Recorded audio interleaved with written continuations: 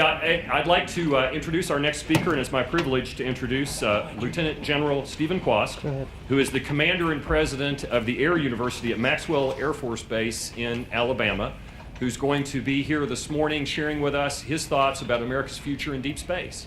So without further ado, I'll introduce General Kwast. Thank you so much.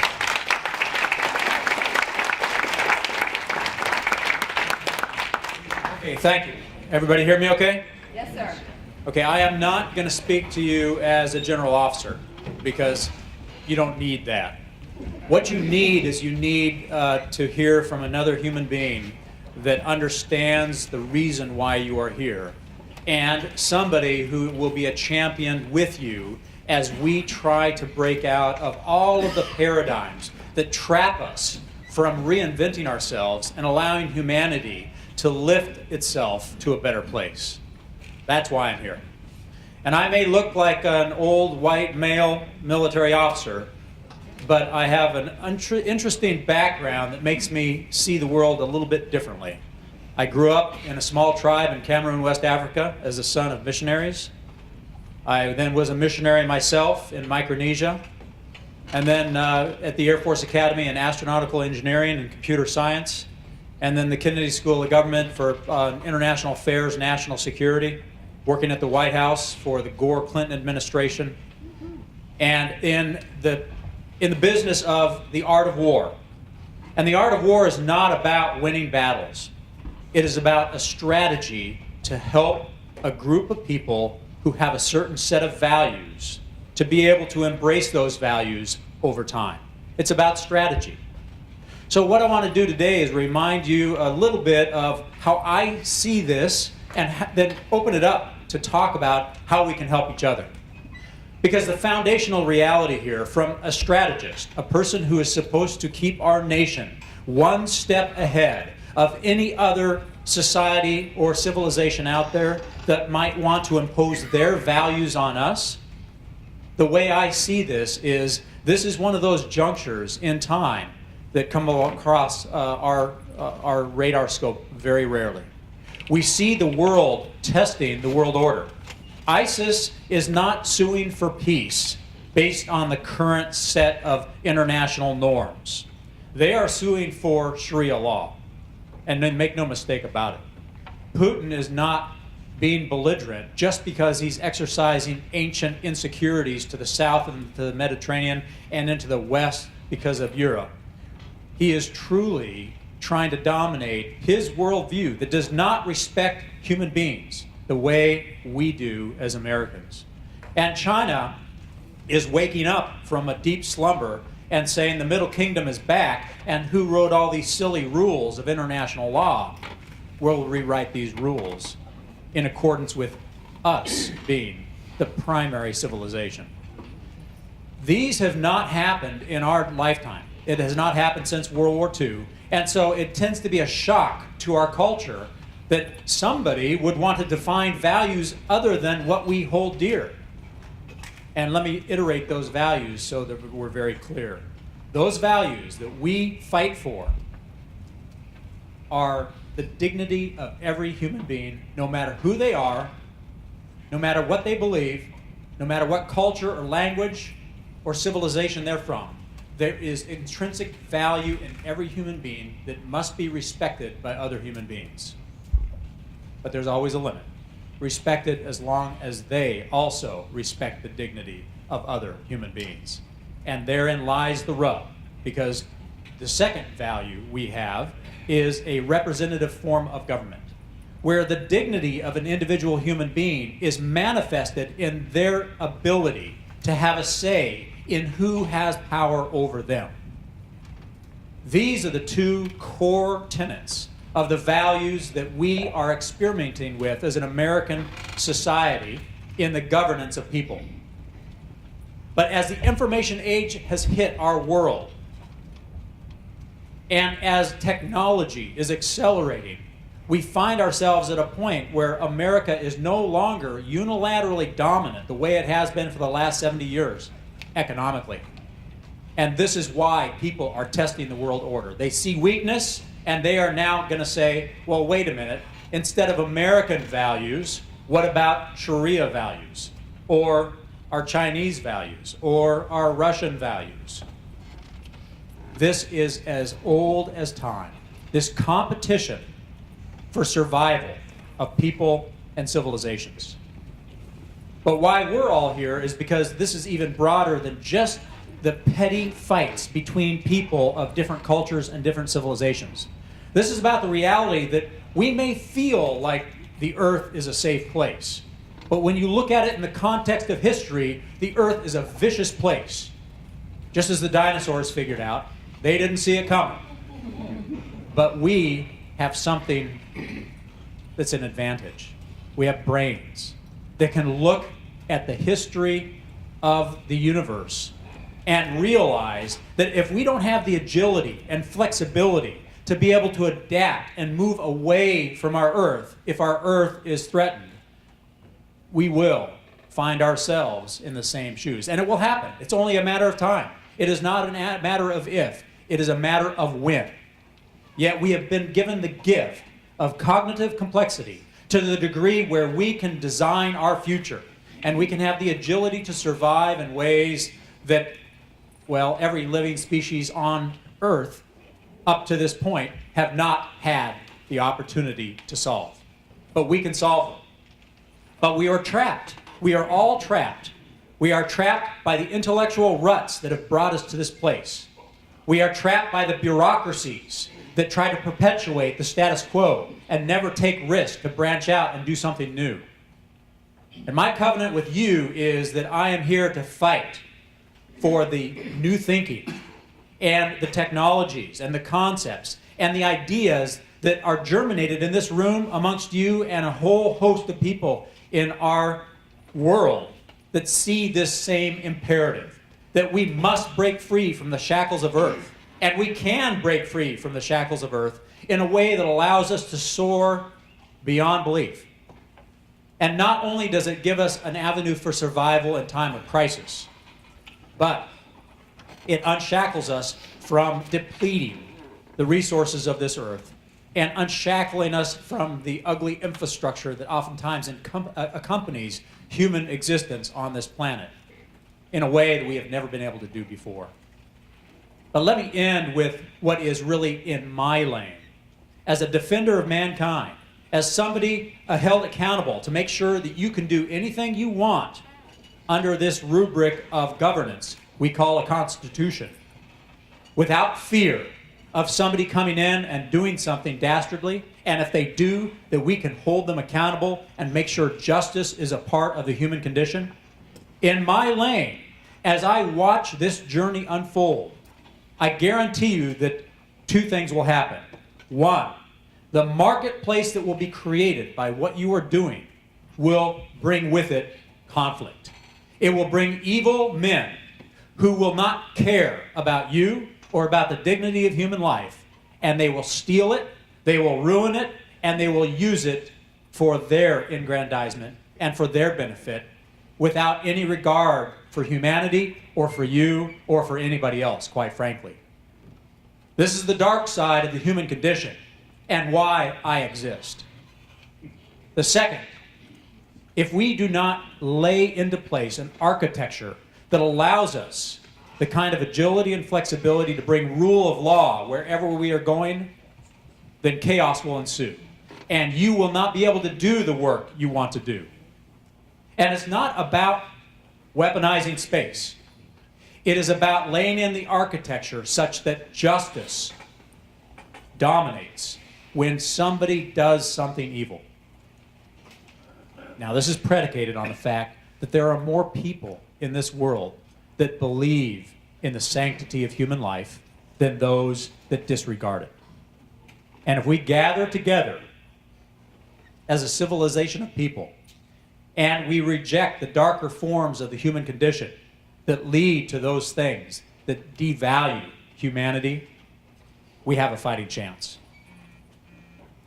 Just as the last century opened up a global commons of the oceans that had to be defended in order to make sure rule of law and economic goodness flowed to America and to other civilizations that believed in values and believed in the goodness of humanity, so too the same is going to happen in space. And we must find ways of guarding that global commons in a way that's meaningful. This is at the core of this reality. Now, as a historian, as I study every juncture in the history of mankind, every civilization, from the Babylonian Empire, the Byzantine Empire, any empire that was created and dominated because of technologies that became an instrument of national power, whether it was the Roman roads or it was the Babylonian ships and boats that went up and down the rivers. The reality is that when you end up at a moment in time like we see right now, where you have people testing the world order, two things are common if you want to succeed. Two things, historically, as a historian, have to exist if we as an American civilization want to be able to lead into this future in a way that's meaningful and in a way that protects our values. First, we must dedicate ourselves to those values. We cannot walk away from the values in the pursuit of this future. That's the first. The second is we have to have an overmatch of power in order to keep the hounds of hell at bay. Because people, when they see these resources, when they see these opportunities to dominate other human beings, there will be very clever people who are very strategic that will try to take advantage of that. And if we give that up at the beginning stages of this journey, if we just say, well, we're gonna go there and just kind of let whatever happens, happens, it would be like the last speaker's analogy of Columbus going to the New World, looking at an entire smorgasbord of opportunity, and have the opportunity to bring some rule of law to the development of that precious resource, and deciding they don't want to because it's too hard, or the bureaucracy didn't understand it and couldn't design it. We must embrace our values as Americans, the dignity of every human being, and a representative form of government to embody that respect. And two, we must have an overmatch of power where we can keep evil people from taking advantage, and we can do it peacefully. But if we do not bake that in at the beginning of this journey, history will tell you, you either lose your soul to others that are more clever and more aggressive at dominating that new global commons that emerges, the new technologies that can be used as an instrument of peace or an instrument of power, or you can stay on the leading edge of that journey and you can control it in a way that's peaceful. And this is really at the heart of the art of war. The art of war is being strategic enough where you never have to fire a shot. You never have to use force, because you have outthought your adversaries, you have out-invented your adversaries, and you have architected the technologies that become the tools of national power in a way that allows our values to dominate the future, our values to dominate space, and the global commons that will emerge. And if we do that now, we have a fighting chance. So my promise to you is I will be a partner in this journey. And I want you to remember the name, Kwast. There's only one in the Air Force. So I know you can find me. Google me. And I want you to talk to me. I want you to help me help you. This is what I do. I am a servant to our country. I am a servant to our Constitution. I swore an oath to protect the Constitution of the United States. Not a government, okay? Not a bureaucracy, the Constitution, which embodies these values of human dignity and a representative form of government. And I want you to tell me how I can help you. And what we're doing now is helping lay down the architecture so that when you go into space in a way that you know is possible, that behind the scenes, quietly but powerfully, there are people who will be there to protect you, to allow you to do it with freedom, to do it without fear. And if somebody does something that is not right, there will be somebody coming to your aid to bring justice to bear. So with that, let's open it up for questions. I want to learn from you more than you hearing from me. Go ahead.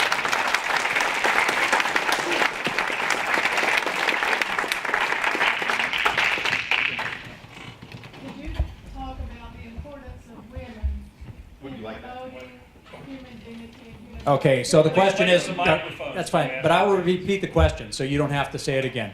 What is the role of women in this journey and in the dignity of humanity? And I am so glad you asked that question because Because we see societies where women are educated are different from societies where women are treated as chattel. absolutely. Is this a result or So- is it a cause? So we see societies where women are not respected, and it's problematic. So here is one of our comparative advantages as a society that Americans can take advantage of like no other civilization out there, and it is the fact that diversity of thought, diversity of experiences enriches the creative space for innovation in a way that keeps you innovating more rapidly than your adversary or your competition, and innovating in a way that does not undercut the dignity of humanity or let go of the values that hold us apart from those that are evil. We have underappreciated this requirement for diversity of thought. And it's more than just about women, but women have been undervalued and they have been underrepresented in these journeys. And the society that first figures this out, okay? And I can understand in the history of mankind where you had to have physical strength to kill the animal or to defend the tribe. And having grown up in a tribe, I saw that firsthand. We are so far beyond that. The group of people that figure this out first and truly do embrace the diversity of thought that comes with women being a part of the fabric of the architecture will be the ones that stay 10 miles ahead of the enemy, not just 10 feet ahead. It is a comparative advantage. It is our secret weapon, and we have not fully achieved it, and we need to. Because war can be ugly. And oftentimes it's ugly because we've designed the tools of war to be ugly, because fear is such a powerful motivator and such a deterrent factor. But fear and deterrence can be architected in many different ways, and we have not been very creative about the way we design technology to be a tool of national power without having to use violence as a method for achieving that deterrence. And women are part of that conversation that have not properly been accounted for in generations past. So thank you for the question. It's an important one, and we have got to get after this. Go ahead, sir, in the back. Or, no, I'm sorry, you got a mic right there. Forgive me. A very practical question. I've been inside the Beltway a lot recently talking to folks about third offset. And it seems like third offset has a lot of potential synergies with what we're doing. And I was wondering if you could speak to the conversation that either does or might or you would like to see exist between projects like this and what third offset is doing and the way it could be utilized as, given the automation component of it, essentially the advanced guard, setting up a lot of the ground in the work.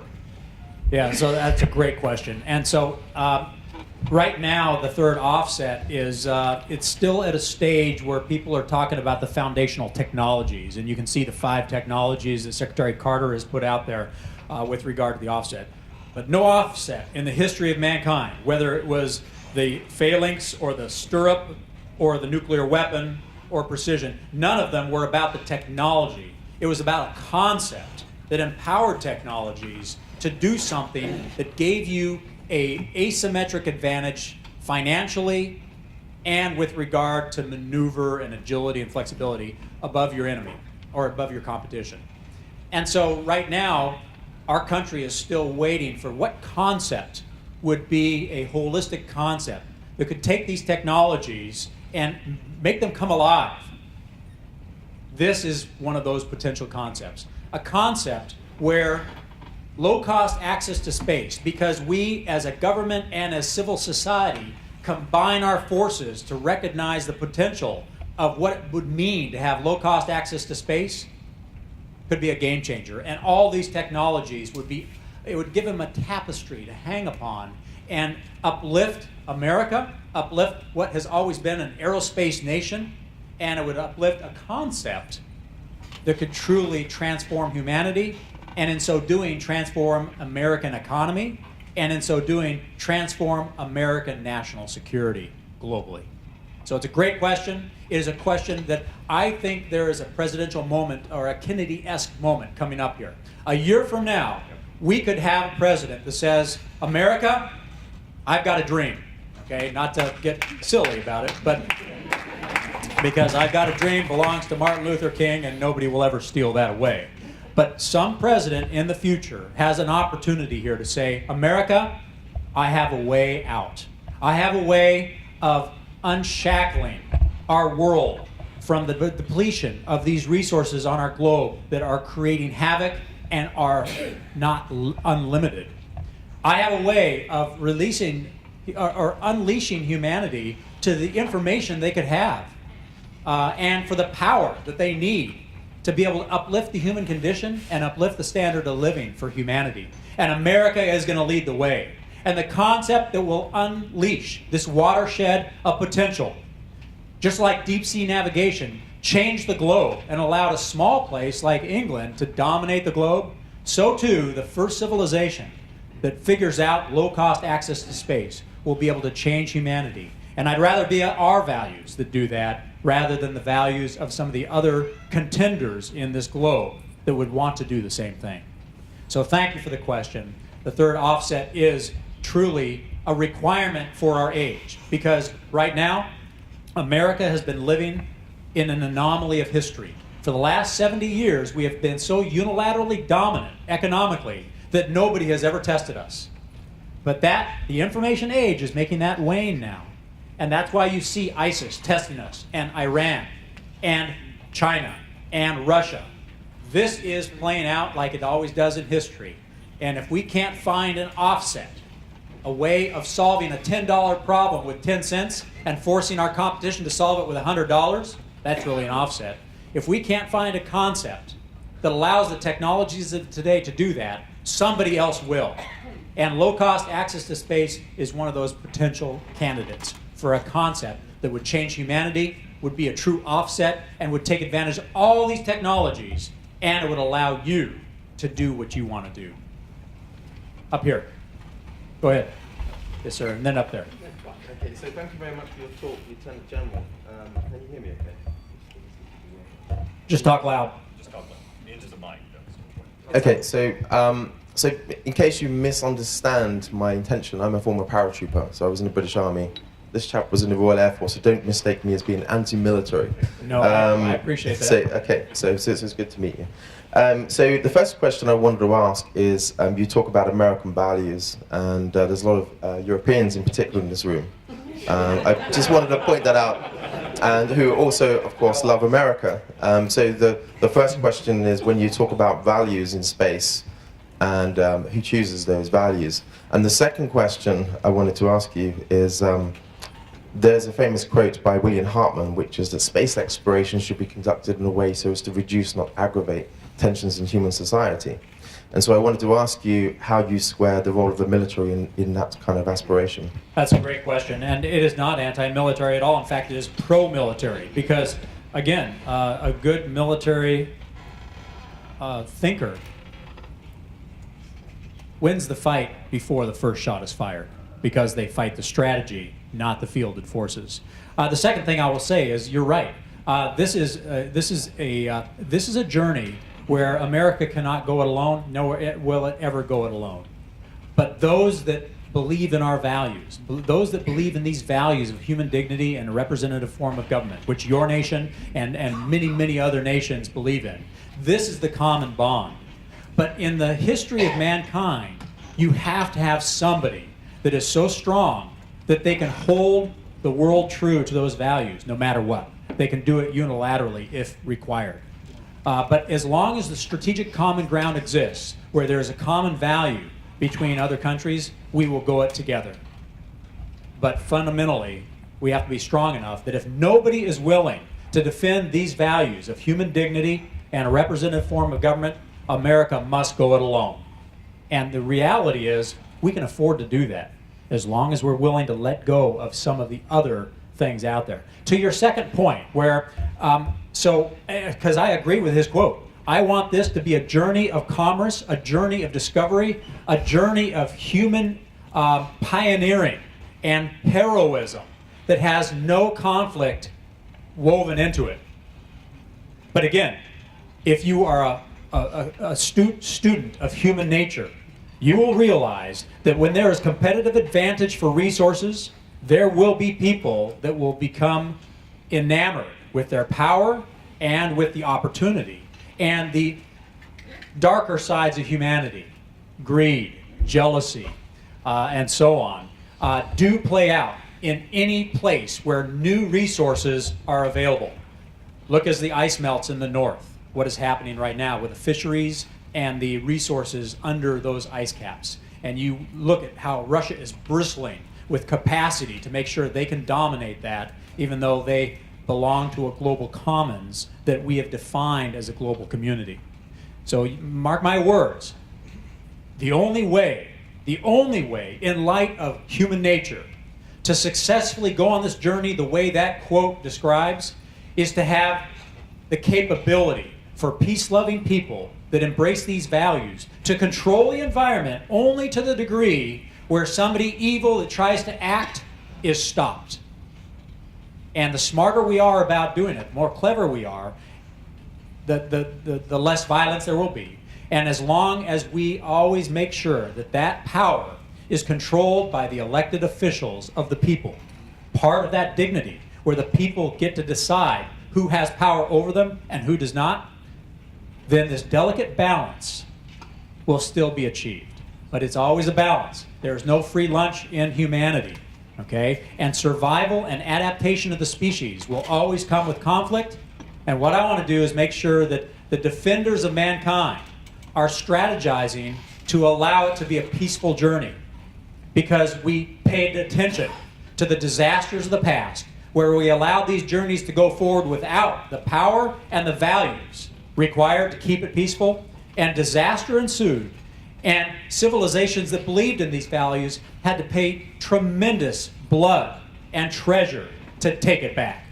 What I'm saying is, if you start on the beginning edge of this journey, it is much cheaper and much less bloody than if you just let it go and say, we're all going to be peaceful. We can trust everybody to just behave themselves out there in space. And then when somebody does something stupid, then we have to come and we have to play catch up. And catch up in the information age, where the acceleration of technology is just so rapid, there may be an existential moment that comes before we can catch up. That's what I worry about. Okay, up there. Yeah, I'd like to sort of reiterate the same question. First of all, I'm an academic. I don't have any military experience, but I've done a lot with interstellar and interplanetary travel. One thing I've been wondering about lately is there's been a lot of companies, private companies, forming to exploit the asteroids, the near-Earth asteroids. Within 15 years, maybe 20 years, it should be possible to do this.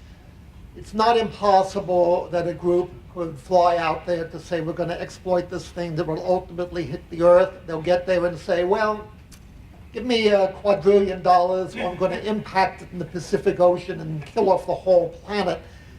Do we need, do you think, a deep space force, a means of potentially expanding U.S. and European military presence beyond Earth orbit and beyond cislunar space? Okay, so your question is a very astute one, because what you're describing is the way this will play out. At some point, in some way, somebody is going to do something like that, and we're going to all look around and say, who can save us? So whatever mechanism, whether it's like the Coast Guard, where you have those that have both military and civil society authorities, law enforcement as well as military, and that is controlled by elected officials that are truly the commander-in-chief, whatever mechanism you architect is not really as important as making sure you architect something. But right now, that is not where it's going, and it needs to go there. So we need to have somebody that can protect us from this kind of scenario. And whether it's military or whether it's a Coast Guard or a Space Guard type force, we'll let our our political elected appointees figure that out. But this is how you balance the good of humanity with the potential evil of humanity in a balance that dignifies human beings and allows them to have some say in those that have power over them. Yes, sir. Okay, in the back, and then here. I'd like to build on the last question. In that scenario, the only way they could make use of their quadrillion dollars is if they returned to someplace they could spend it. That's a beautiful point. But if somebody decided to use the materials and never come back, how do you project the rule of law to actually bring them to account? Yeah, so this is a great question for an artisan of war, meaning that you have to take a look at the environment and you have to make a decision. What environment do you need to control? This is part of what air power does. Our first tenet of air power is control of the air, space, and cyber in order to do something you need to do. So it also reflects on the fact that all military actions are an extension of policy and politics. Okay? I am really not a military officer. If I do my job right, I understand humanity and how human beings are put together at the visceral level.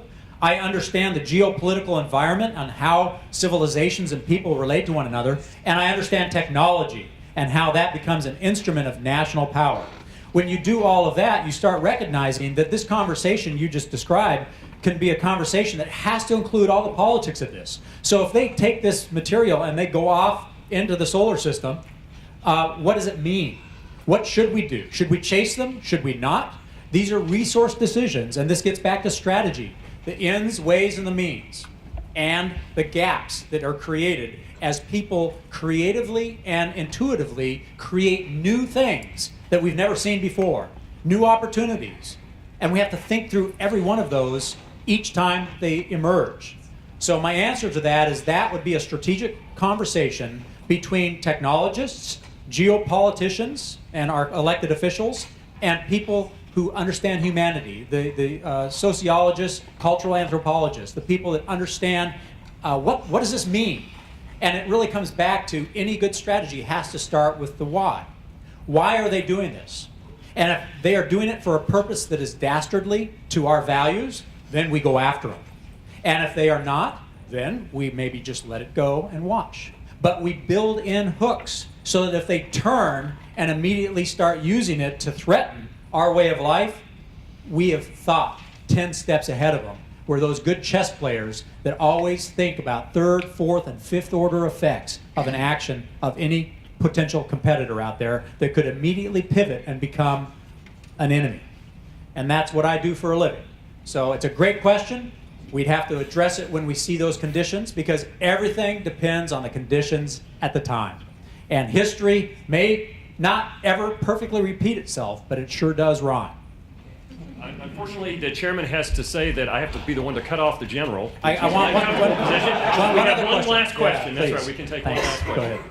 Okay, I'm sure glad to hear that you'll do what you can to promote this, what's going forward. A lot of what this community here would be interested in is a couple of technology improvements in nuclear power that's low cost and directed energy.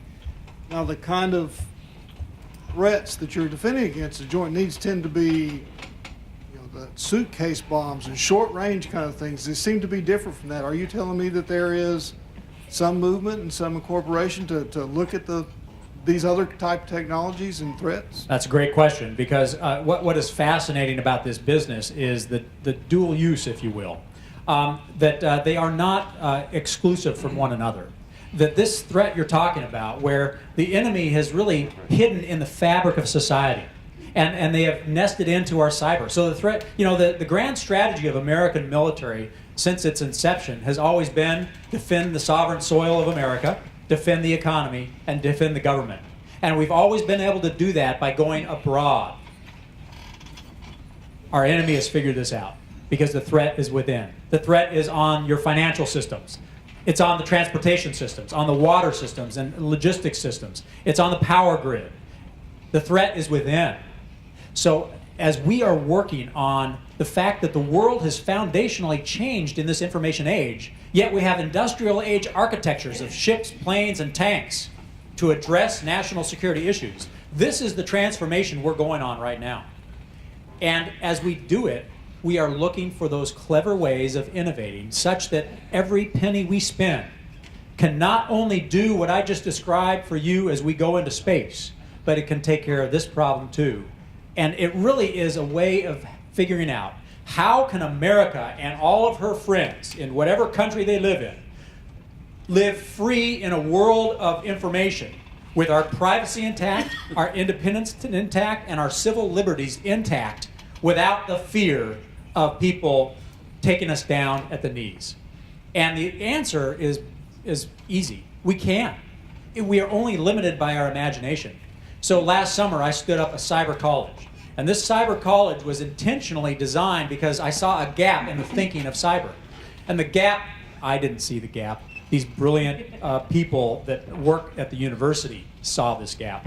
So let me be clear. I have no original idea ever, okay? But I'm good at seeing them and putting them together, okay? And what they saw is a gap in the strategic design space of cyber, where we were trying to secure our networks as a way of surviving cyber, but the internet was never designed to be secure. This is what a strategist does. They say, okay, what's the nature of the problem?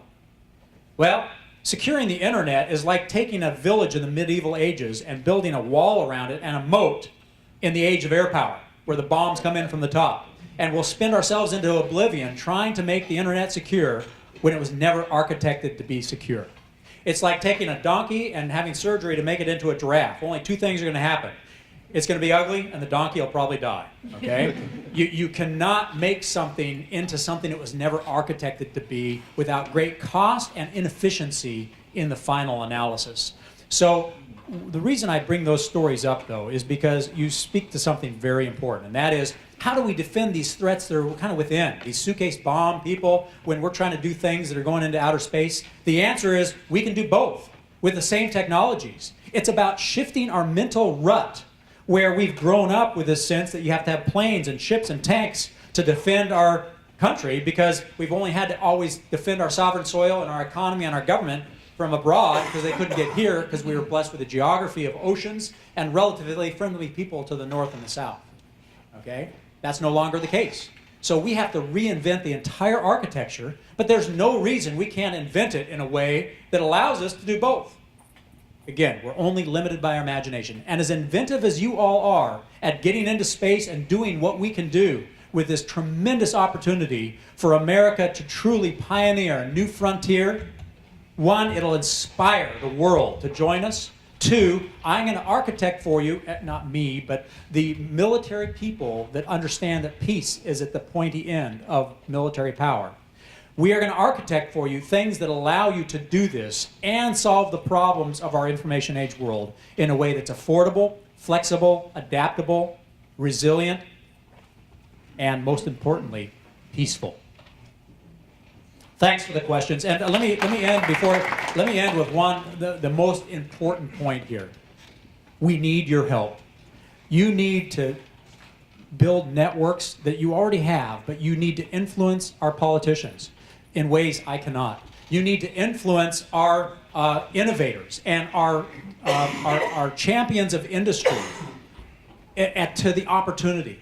Because the American society, on some level, they get this. But the bureaucracies and the governmental agencies that are held accountable for these journeys we talked about, and the partnering that has been a part of any innovative leap, where government and private society team together to do things that each one individually can't do, the only way we're going to get there is if you help me convince those that are accountable for the bureaucratic and the governmental agencies of the opportunity and the potential out there. You have to help with this conversation. Talk about it. And realize that the power of that communication, especially in the information age world, can change civilization. We can change American mindset to the opportunity that we have here as peace-loving nations teaming together faster than any other generation has ever been able to do it. And we need to take advantage of that. And you all are the biggest part of that, because you see it or you wouldn't be here right now. You are innovators or you wouldn't be here right now. But I need you to take risk. I need you to talk to people that you might think might not like you for telling the conversation. I need you to take risk, because these journeys only happen when there's a group of people that are willing to take some risk and do something different, and do it in a way that isn't pejorative, doesn't put people down, doesn't impugn the fact that a whole generation of Americans and people from other countries have built this infrastructure we have today. That's all good stuff. But the world changes, the environment changes, and we are just trying to adapt as a species to not only survive, but able to survive in the conditions that the world has given us. So help me with this conversation. I need your help. And I thank you for what you're doing. You are at the pointy end of why I serve. Thank you very much.